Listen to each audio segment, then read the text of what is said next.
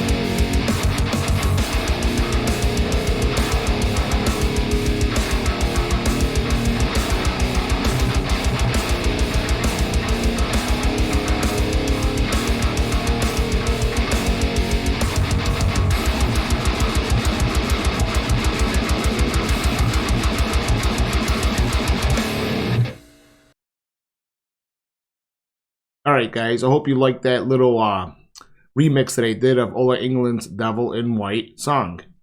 So these are dry DI tracks that I have that I loaded up in a session of Reaper. I'm going to show you what's going on in these tracks real quick.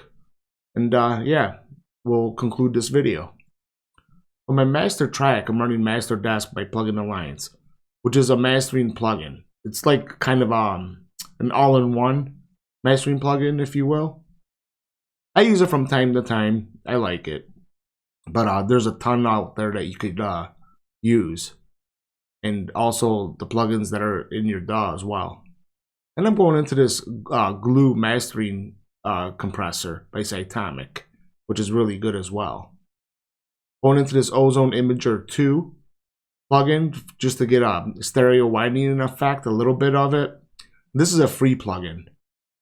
And going into an L3 Ultra Maximizer by waves, just to tame the ceiling a little bit, you know, and control volume. Then I'm using this plugin right here called Total Balance Control, which is also by Isotope. And I'll show you what this does in a minute. Talk about the bass a little bit. Bass track. I'm using Audio Assault plugin for this. Duality Bass Amp plugin. These are my settings, as you can see. I don't really have a, you know, your typical metal changy bass tone. I really don't like that. I like more of a smoother bass tone.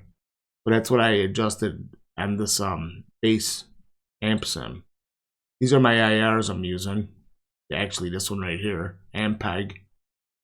And then I'm running this exciter on the effects, as you can see. Going into this Pro Q3 EQ, a little bit of a shelf right here. And I also have my low pass at 4500 Hertz. And then into an Ultra Maximizer limiter again. So on my guitar bus, I'm running Pro Q3 EQ. I have my high pass set at 90 Hertz, low pass 5800 Hertz, give or take. I dipped down a little bit at 216.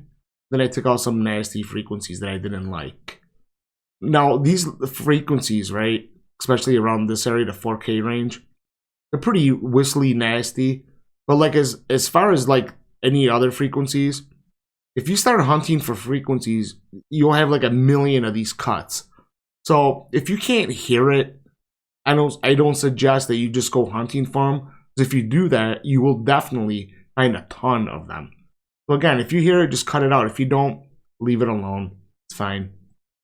Run into this API 550A equalizer. I boosted a little bit at 10K region. Left everything else the same. Then I went into this Pro MB multi-band compressor just to tame the palm mutes. An old Andy Sneap trick. I always do it. Works out pretty well. Then I'm going into this Puig Tech EQ, which I love using a lot. It's kind of strange. It boosts and attenuates at the same time. But it adds, I use this more of a character flavor EQ, if you will. A musical EQ that I put after I correct and high pass and low pass. And then finally into another Ultra Maximizer limiter. And I use, most of the time I use these limiters pretty much to set my ceiling so I don't clip. And just to raise the volume just a smidge. That's why I use those. So for the guitars, left and right, they're paying 100% left and right respectfully. So they're both the same, so I'll just show you one side. Go into this tube screamer, that your typical way. I know it's kind of cliche, you know.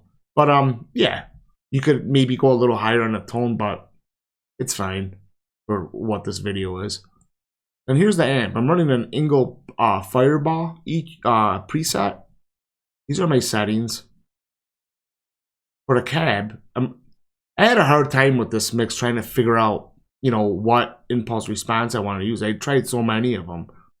But finally, I just ended up using Catharsis. As you guys know, I do love Catharsis impulse responses. And this is your typical setup. S presence high, 2 off presence high. Blended, not so much 50-50, more of a 65% on this side. And the 2 off presence high. I like that tone. And then for the effects, I'm running just a little bit of chorus, but not to get your chimey chorus sound. I'm just using this to widen the track a little bit. That's all. As you can see, the depth speed is down. Mix is at about, I don't know, 3/4. And I have the width a little bit past halfway, but that's it. Then I'm running a little bit of Reaper stock noise gate in front of it. That's all. For drums, using Easy Drummer 2 and Death Metal preset, Death Metal kit I mean, and the scooped preset. I just love using Easy Drummer 2 drums. I like the polished sound that you get from that. Then I'm running into this SSL 4000E console from Brainworks and Plugin Alliance. pretty much I'm using just a little bit of a low cut right here, and pretty much, I mean, low pass, not low cut, but people use it interchangeable. Low pass at about, I don't know, 15K. Pretty much I'm using this just for the EQ portion. As you can see, the gating and compression's off on it. Then I'm going into this limiter as well, right? Then I'm also running this signal into this track right here, because I'm running parallel compression on the drums. And for that, I'm just using this free Telnikov compressor. And it's set just to a preset punchy track. That's all. That's all that's going on right there, guys. And just blend it in with the drum track. That's it. Well, let me show you what that tonal balance is all about. So when you guys go ahead and mix whatever session that it is you're mixing, even though it might sound awesome to you, I like to check to see where I'm at. So, if, for instance, this mastering plugin has this dynamic range right here from 8 to 6. Now, is it bad if you go over 8? No, but you definitely don't want to be like pegging down in this region, because it'll be like too loud. It'll distort as well. You also don't want to be in this region, because your music will just be lifeless. So you want to aim your mixes between like 6 to 8, 6 to 9 for the dynamic range. So that comes in very handy for doing so. All right, so I'm gonna loop this over and over again, how many times, just to show you what's going on. All right.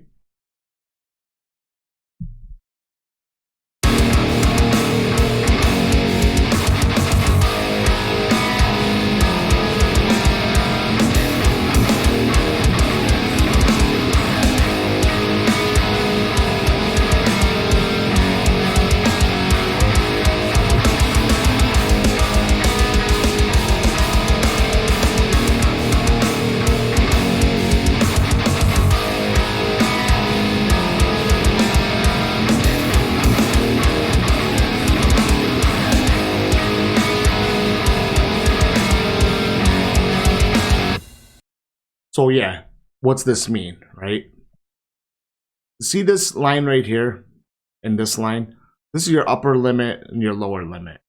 And these white lines that you saw floating around as I was playing the track, pretty much if this line right here is between your upper limit and lower limit, you know, on each one of these, it means that your mix is balanced as far as tones, as far as your low mid, and high. Now, does it have to be in those boundaries? No, but it's a good idea to do so. You know what I'm saying? Then you know that your mix is balanced. Same with this mastering plugin or whatever metering software that you like to use. You need to have your dynamic range between 6 to 8, 6 to 9. It's a good idea to do so. So sometimes you can't hear that, so you need metering plugins to get a visual on that. Just like, you know, like when you high pass, like let's say you high pass something at like 90 hertz. Most people would think, okay, from 90 hertz and below, that should not affect my tone.